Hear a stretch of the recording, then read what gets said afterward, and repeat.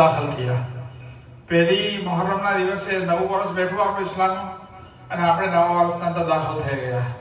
અલ્લાહ પાક આપણા પાછલા વર્ષોના અંદર જે કંઈ ગુનાહો કીધા, નારાજગી અલ્લાહના કરવાના કામ કીધા, તેને માફ ફરમાવે, અને આવતા વર્ષમાં આ વર્ષના અંદર વધારેથી વધારે તેને રાજી કરવાની તૌફીક અતા ફરમાવે. એ વસ્તુની તમન્ના સાથે આપણે નવા વર્ષના અંદર દાખલ થવાની જરૂરત છે. મુહર્રમના દિવસોના અંદર મુહર્રમના અશ્વ જે શરૂ થઈ ગયા એને કહેવામાં આવે આશુરાએ મુહર્રમ, મુહર્રમના 10 દિવસો. ઉમ્મતે મુસ્લિમાના અંદર બે ફિરકા છે.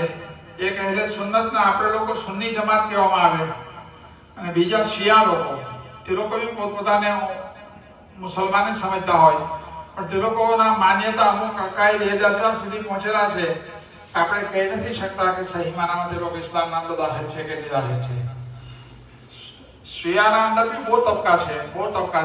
એ તબકા જે હદથી વધારે ગુરુ કરે કે તે લોકો હઝરતે અબુ બકર રઝિયલ્લાહુ તાઆલા અન્હુ અને હઝરત ઉમર રઝિયલ્લાહુ તાઆલા અન્હુ ને ગાલમ ગલોચ દે, માં આયશા રઝિયલ્લાહુ તાઆલા અન્હુ ને માં ખદીજા રઝિયલ્લાહુ તાઆલા અન્હુ ને ગુરુ ભરું કહે. તે લોકોનો ઇસ્લામના અંદર કોઈ હિસ્સો નથી એવા મુસલમાનોના માટે. અહેલે સુન્નત વલ જમાત બધાઓના એહતરામ અને મનનો પેગામ લઈને આવે છે કે બધાઓના સાથે બરાબર માપણી રાખવાય. ઇમામ હુસૈન રઝિયલ્લાહુ તાઆલા અન્હુની શહાદત 10 મુહર્રમના દિવસે થઈ.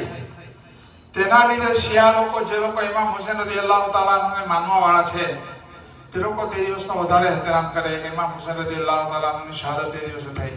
પણ ભાઈઓ, અસર એવું છે કે હઝરત ઇમામ હુસૈન રઝિયલ્લાહુ તાઆલા અન્હુ નબી અકરમ સલ્લલ્લાહુ અલૈહિ વસલ્લમના નવાસા હતા. અલ્લાહ તાઆલાએ તેમને શહાદતના માટે એ દિવસ પસંદ કર્યો જે દિવસ અલ્લાહના નજદીક મુહતરમ અને પસંદીદા હતો. ની એક ઇમામ હુસૈનની શહાદતના લીધે એ દિવસના અંદર કંઈ ફઝીલત આવી ગઈ છે. મુહર્રમનો પૂરો મહિનો જ બહુ અમન એહતરામ વાળો છે. નબી કરીમ સલ્લલ્લાહુ અલૈહિ વસલ્લમની હદીસોથી જાણવા મળે કે આપ સલ્લલ્લાહુ અલૈહિ વસલ્લમનું ફરમાન છે કે બધાથી વધારે અલ્લાહ તાઆલાના તરફ રમઝાનના રોઝાના વગર નબી કરીમ સલ્લલ્લાહુ અલૈહિ વસલ્લમ બધાથી વધારે મુહર્રમના મહિનાના અંદર રોઝા રાખવાની ફિકર કરતા હતા. મુહર્રમના મહિનાના અંદર રોઝા બધાથી વધારે નબી કરીમ સલ્લલ્લાહુ અલૈહિ વસલ્લમને પસંદ હતા. એટલા માટે કે આશુરાએ મુહર્રમ એના અંદર આવી રહ્યો છે, અને એની ફઝીલત અલ્લાહ તાઆલાએ પોતે જ પોતાની જગ્યાએ બયાન કરેલી છે. મુહર્રમ 10મી મુહર્રમના ફઝીલતના સિલસિલામાં હદીસ છે નબી કરીમ સલ્લલ્લાહુ અલૈહિ વસલ્લમની કે આપ સલ્લલ્લાહુ અલૈહિ વસલ્લમ તે દિવસે 10મી મુહર્રમના દિવસે આશુરાએ મુહર્રમના દિવસે રોઝા રાખતા હતા, અને પોતાના ઘરવાળાઓને પણ રોઝા રાખવાનું કહેતા હતા. એ હુઝુર અકરમ સલ્લલ્લાહુ અલૈહિ વસલ્લમની હદીસ છે.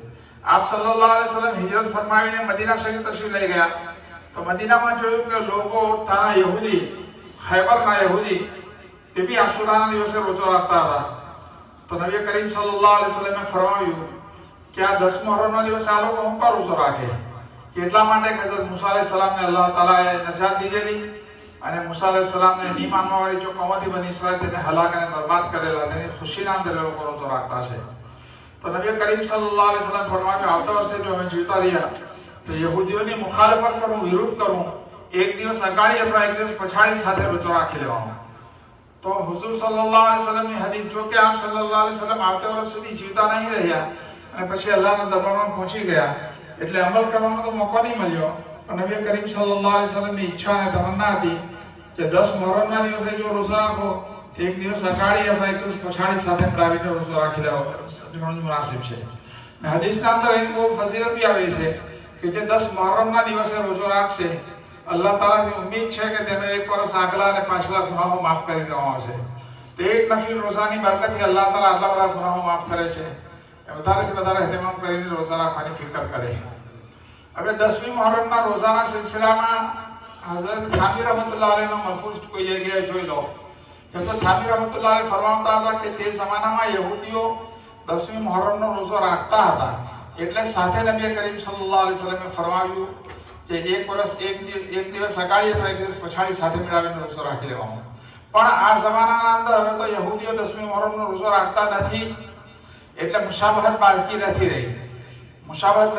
એટલે ફક્ત કોઈ એક દિવસ 10મી મુહર્રમનો રોઝો રાખી લે તો પણ તેના માટે મુનાસિબ છે. એક દિવસનો રોઝો બી કાફી છે, બે દિવસનો રાખવાનો જરૂરી નથી. જરૂરી સમજીને નહીં રાખે. એમની હદીસના અંદર જે ફઝીલત બયાન કરી છે તે સમજીને કોઈ 2 દિવસ, 3 દિવસ, 4 દિવસ રોઝા રાખવા માંગે, મુહર્રમના મહિનાના અંદર વધારેથી વધારે રોઝા રાખી શકે.